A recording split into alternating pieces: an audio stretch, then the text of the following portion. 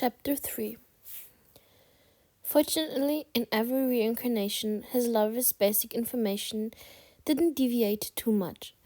As long as his height was 190 centimeters and up, strong and muscular build, looks masculine and handsome, slight bad habits such as smoking, drugs, possessiveness, voyeurism, etc., he could rely on those 4 points to find him. According to the current situation, the most likely candidate should be Qinse, but Qinse already had feelings for the protagonist Zhou. His cold and handsome face only melted when he saw the protagonist's jaw. Zhou Yunsheng didn't want to believe that he was his lover, so he furtively ordered people to go make some inquiries about this type of man. Lu Xi and Tweety felt very distressed for him, thinking that he didn't want to get married. The man was still not found before the drought erupted. Zhu Yunsheng had no choice but to temporarily shelve his research project and concentrate on responding to the next series of unfortunate events. One day, he was invited by the village head to pay a visit to the fields for examination. Pointing to the withered paddy fields, the village head mourned, "Young master, look at this year's grains. I'm afraid we'll lose them, but we already don't have gruel to drink. At this rate, we'll starve to death. Can you lower the rent a little to give everyone a means to survive?" Jin Sheng didn't respond. He twisted his brows as he circled around the field. Many people had gathered in the distance to wait and see, when they'd learned that the landlord would be coming. If the village head smiled, they'd feel that life was full of hope. If the village had looked anxious, it may be assumed that they would have no food this year and have to pay the rent. Then they could only return home and sell their children. After walking through the paddy fields and looking at the weather, Jun Sheng slowly opened. "I expect it won't rain for another 2 months. The grain really will die out by then. Okay, this year's rent will be pardoned."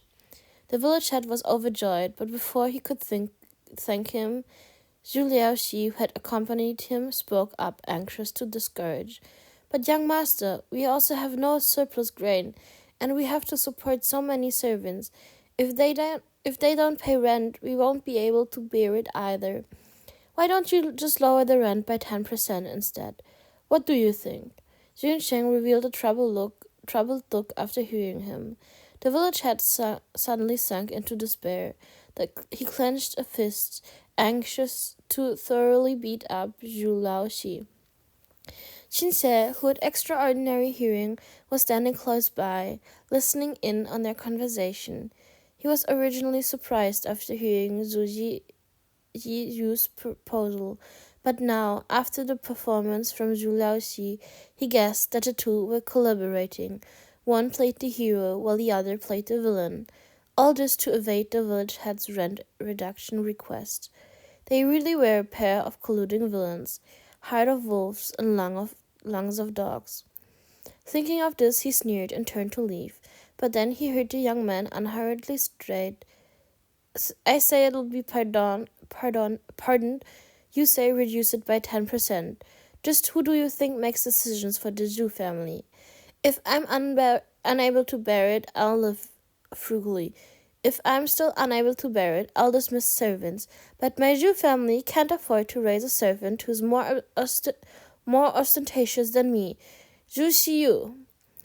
Young master, I was just making a suggestion, that's all. Not making decisions on your behalf. Please don't pay me any mind." Zhu Laoxi's scalp grew numb under his gloomy gaze. He dripped cold sweat as he bowed to apologize. Zhu Yunsheng snorted, squinted at him with lowered eyelids. After a while, he looked back at the village head and declared, "This year's rent is pardoned. These are many words. Go tell the villagers." The village head went from hopelessness to ecstasy, almost crying. He immediately kneeled down and knocked his head on the ground, now towering to the landlord. Then he started running and shouting, "The landlord said that this year's rent is pardoned. Everyone who has stored grain, there is no need to hoard it. Hurriedly, hurriedly take it out to fill your children's bellies. Thank you, landlord, thank you. The landlord is really a good man, an extremely good man. Wherever Juicy passed, the villagers constantly knelt and kowtowed to him. But he just indifferently waved his hand at them. In the end, he looked askance to Zhu Laoxi and coldly snorted, causing the other man to almost fall flat on his back, paralyzed in fear. Before, when Qinse looked at Zhu Ziyu, he only felt that he was hateful. But now, looking again, he didn't look like an evil man. He looked benevolent instead. That always slightly raised chin, those red lips that seemed to carry a slight upward tilt even when not smiling, those peach blossom eyes that were apt to glance sideways, growing brighter and brighter whenever he got angry. Everything looked particularly cute. Chinse's thin lips involuntarily hooked up. He strode towards the other man, but before he could draw near, he saw his expression change slightly. His brows twisted as he looked at the group of children. The group of children were surrounding a small beggar, holding stones to chase and beat him, their mouths spitting out very vulgar swears. Because of Zhang Julian's advanced warning, the villagers had some food in storage. Their daily lives were relatively more comfortable than the nearby villages. The adults were unwilling to eat their foodstuff, most choosing to feed their children. As a result, the children of the village didn't look like the other village children, who were malnourished and sickly, even unable to walk on the road. Instead, they were bouncing around, very lively. But because the elders always talked about the lack of food, starving to death, etc., the children had developed a special hatred for beggars begging for food. They didn't dare bully the adult beggars, but they swarmed in on the little beggars like this one. After Zhang Shulin arrived, Zhang family's daily life got better and better. Everyone could eat a big serving of rice. His two younger sisters were dressed a lot more respectable than the other girls, so they were usually bullied by the other children. When they saw the small beggar being bullied, they sympathized with him, calling Zhang Yaru over to chase away the group of children and handing the beggar 2 rice cakes. The little beggar repeatedly thanked them, then limped away. Zhu Yuncheng silently watched all this. Then he beckoned the village head over. Gather the people in the village and quickly hide in the mountains. A disaster is coming. The village head was frightened, silly. He was about to question when he heard a deep and hoarse voice behind him. Zhu Gongji, why have you said such a thing? It was actually Qin Se, who had strolled over. Look at that child. He has strong and healthy skin and muscles. Although he looks thin, he's actually very sturdy. It's obvious that he usually eats very well. He can't be a beggar living from hand to mouth. When he was surrounded by the children, he dodged with a good deal of discipline, and his stance was very stable, so he must have studied martial arts. Plus, there's a dagger concealed in his leggings. The village head took a closer look. Sure enough, the small beggar's leggings were bulging very slightly. It looked like a sharp of a cutting tool. Think, why would a child disguise himself as a beggar and carry a weapon into the village? When the little girl gave him the rice cake, greed and ruthlessness flashed across his eyes. So I'm afraid he came here with bad intention. I heard that the disaster hit the north side of Fuling County 100 times worse than here. Many people are selling their children and turning to banditry, specifically pillaging nearby villages. That child was probably a scout sent out by roving bandits. You have to quickly organize the villagers and take them to hide in the mountain, lest they die an unjust death. Zhu Yuncheng had already known that the bandits would inevitably because of the information provided by the AI, but he didn't know the specific time period.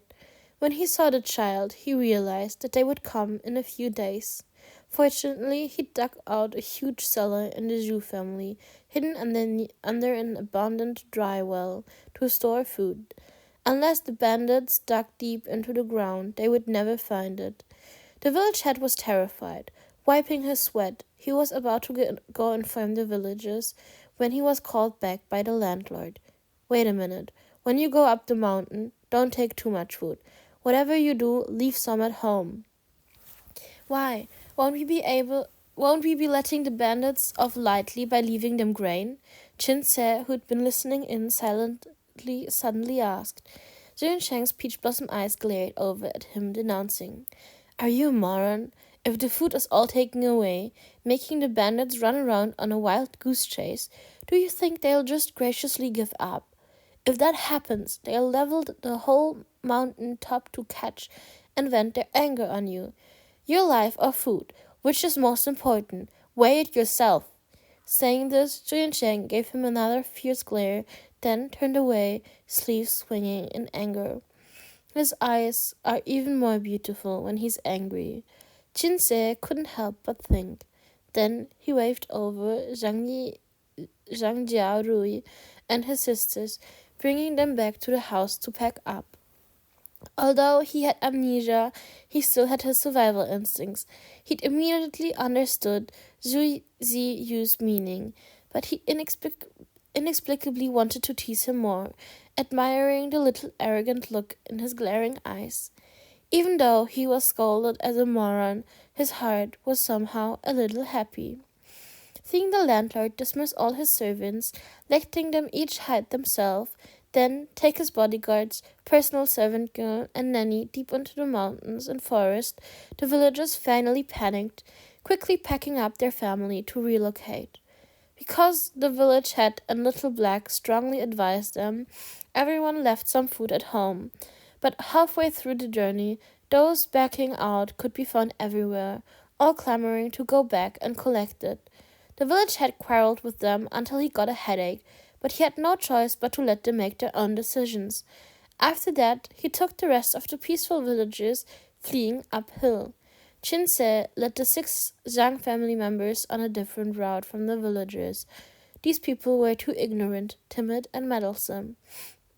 If they hid with them, they'd most likely suffer a calamity. Qin campaigned by the border station all year round. His survival ability in the wild was very strong. Soon, finding a very covert cave, just as he pushed aside the vines concealing the cave mouth, a sword stuck out towards him. He dodged sideways and captured the holder's wrist, twisting. He heard a crisp noise, ka-cha, the wrist fracturing, and the sword fell to the ground. Don't attack us, we're not enemies. A familiar voice made Qin immediately retract his killing intent. It's the landlord. Zhang Xulin's father and mother saw the man clearly, then quickly rushed forwards to salute. They also pulled their children over to firmly press down their heads in a bow. Stop! Everyone is running for their lives. What use are these formalities? Shu Shang led the group into the cave, then glared at Qin Mr. Strongman over there, you broke my guard's hand. What should I do if he's disabled? It's not broken, just dislocated. It'll be fine after I help him reconnect it. Qin pulled the guard's wrist and neatly twisted it.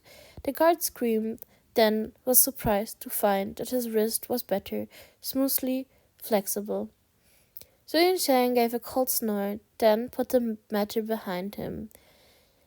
Zhang Xulin saw that his father and mother were timid and awkward, so he had no choice but to take the initiative to chat, introducing his family to the landlord one by one.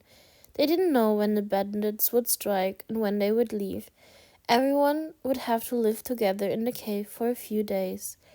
It was better to have a more harmonious relationship. Otherwise, a Zhu family who had more people in power drove them out to feed the wolves. It'd be terrible.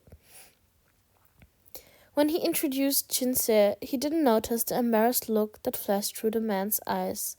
Qin hadn't minded it before, but now, facing the ice sculpture, jade doll like Zhou Siyu, he unexpectedly felt that his nickname, Little Black, was indeed derogatory.